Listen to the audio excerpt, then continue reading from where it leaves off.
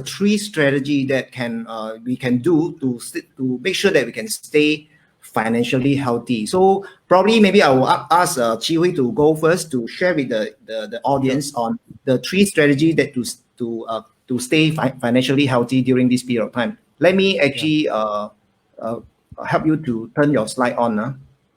Yeah. Sure. Okay.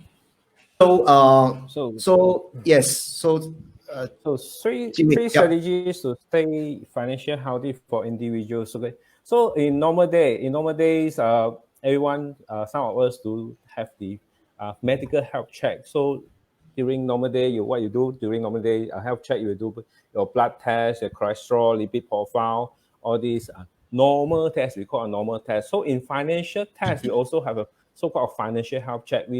Where through the financial check, we try to maintain a healthy cash flow, increase our net worth yearly, and also protect your income and asset. This normal day. But now in this challenging time, or we call a new normal, okay, a new normal, normal financial health check will no longer sufficient. Just like if I having a chest pain now, a normal blood test will not be enough. So my doctor might require me to do a stress test. Similarly, for financial health test, at this time, we also help a client to do a financial health test, a stress test. With this financial stress test, then we come to a solution to client to come to a state of crisis management. During normal day, we do cash flow management. During this crisis time, we do crisis management. While everyone are facing cash flow problem, we want to help a client to conserve their cash as much as possible, because we don't know how long this pandemic and this MCO will last. So you need to have cash stand by to take care of all the expenses. It could be personal expenses, household expenses, even business expenses for more than 6 months. No longer 3 months, more than 6 months, if possible, have a cash reserve that can take care of all the expenses in at least 12 months. Okay, and also we also help the client to see what are the assets that can be liquidated without losses at this time, to convert into cash, so that it come really handy when it's come to needs. Of course, in any time, bad time, good time, we still need to protect our income and asset, especially during this time. Any one of us have the same chance, actually, have the same risk to be affected by this COVID-19. What if somebody had been landed in hospital? What if somebody lost their life due to this virus? So you still always have to have a good protection plan to protect your family and your business. So today I will share with you the financial stress test and also some of the tips on managing this crisis. Okay. How about Stanley? Stanley, what are the strategies that for business owner? Okay, so actually for business owner, the SOP is quite similar to the individual as well. Because for 80% of the Malaysian SME or the business owner, most of them, they mix up their personal account and their business account together. It means that, let's say if I have a $1 million cash in hand, most likely I will mix up this $1 million cash in hand, either in my personal account or in my business account, and it can be mixed up most of the time. So regardless of whether you are individuals or you are the corporate owner, right? So same like Chi Hui, you need to do a financial stress test. And this financial stress test is not only applicable to the individual, but it also can be applicable to the corporate as well. So you need to work very hard with the accountant or auditor, try to identify what is the stress level you are having at the moment. Okay. Later I will share more about there are 4 categories of SME actually. Either you are in the ICU, or whether you are going to be financial sick, or you are okay. We go to the slide directly. So the first type of corporate is, gosh, you are already admitted to the ICU. It means that, well, your cash and cash equivalent in hand, eventually it can be less than 1 month to sustain your business continuity. That is very, very high risk. Okay, so you need to immediately seek for your accountant advice or the banker advice and how to improve the situation. And there are second type of clients. Okay, you are going to be you are financially sick. It means that your cash and cash equivalent in hand, it can sustain you maybe for about 2 months to 3 months. But after MCO, well, after the subsidies from the government, Okay, how are you going to sustain your business continuity? What is your plan B? Okay, then the third type of a corporate is your financial, you're going to be fall sick. It means that your financial cash flow can only sustain you maybe for about 3 months to 6 months time. But after that, after the post-pandemic issue, well, what is your contingency plan?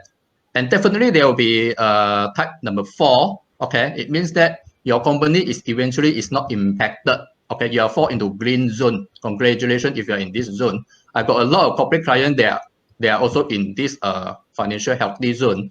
It can be medical industries. Well, it can be doing the healthcare services, growth, and etc. etc. Back to the earlier slide, Frank. Okay. Okay, so just now I emphasized about the stress test, right? So apart from the company to do this stress test, it also applicable if you're the business owner, right? Because you also need to do the financial stress test for your individual and family, because you might need to identify how long your cash and cash equivalent can sustain yourself apart from the company. Okay, so there's no other way. At least you need to start to visualize your cash flow and asset net worth. When we talk about cash flow, indirectly, we are talking about income minus your expenses. Okay, and for asset net worth, indirectly, I mean, common man, you are saying that it's an asset minus out your liability. So you need to review it together with your accountant, or you can engage us. Okay, you can get advice from us. Whether your cash flow and your asset net worth is growing positively every year or not. Okay, and from there you might able to identify is there any additional sinking funds that you can save through the crisis to face the post MCO. Okay, and apart from that, do you have passive income from your own business? Okay, if your business can be auto run. I just share one of my client experience. Okay, one of my client, his office is in Subang Jaya. It's a very small office, but the annual turnover is about 3 million. There's only one staff in the office. They are doing this what we call as a proprietary software for one of the very important industry in Malaysia. It's essential service industry for Malaysia, and there's no competitors. Fortunately, he got no competitors, and he's able to collect the 3 million subscription fees from his client on 1st of January on each year. So for him, he told me, well, I'm not impacted. I got a lot of cash flow now. Yesterday, he just called me. He just bought a new gym room at his house. You know, it's costing about 50,000 because he can't go out and do jogging. So, well, this is the lifestyle if you have a good cash flow in hand. Okay. Number 2, okay, this is also very important because from the visualization of your cash flow, right? So you might able to identify what is your fixed expenditure and what is your variable expenditure. And from there, we might able to help you to identify what is your bad habit on the spending and what is a good habit of spending. Like myself, indirectly, I also don't know I got a lot of bad habits, you know, like I like to go to Starbucks before the MCO. Every day, at least I will spend 1 cup of Starbucks, okay, regardless of whether I'm meeting a client or not. So if you can save this additional money, okay, into a sinking fund, and you can put this money into what we call that, maybe into a portfolio, indirectly, it will help you to create another asset, okay, in the long term. And third, also very important, begin with the end in mind. Well, because all the while, right, we always emphasize the importance of having a solid structure of estate planning that's built in trust, okay, to protect your wealth and loved ones. But previously, people know this is important, but not urgent, you know, because the COVID-19 never appeared yet. Okay, but now their thinking is very different already. Okay, because due to this pandemic issue now, so people start to realize our life is getting very fragile, and sometimes what's going to happen to us in next minute, we wouldn't know on that. Okay, so today there's also a very important point, I guess most of us, we are missing out. That is, no matter how wealthy we are, okay, so we need to transfer our financial literacy knowledge and mindset to our children. That will be more important, okay, and not only transfer your wealth, okay, because a good financial literacy will help us to go through the COVID-19 crisis. And for me, financial planning is not just as complicated as you think of. Well, it just start with the step number 1, that is doing on your cash flow planning in order for you to stay financially healthy. Thank you. Okay, thank you, Chi Hui, and also Stanley for your so-called sharing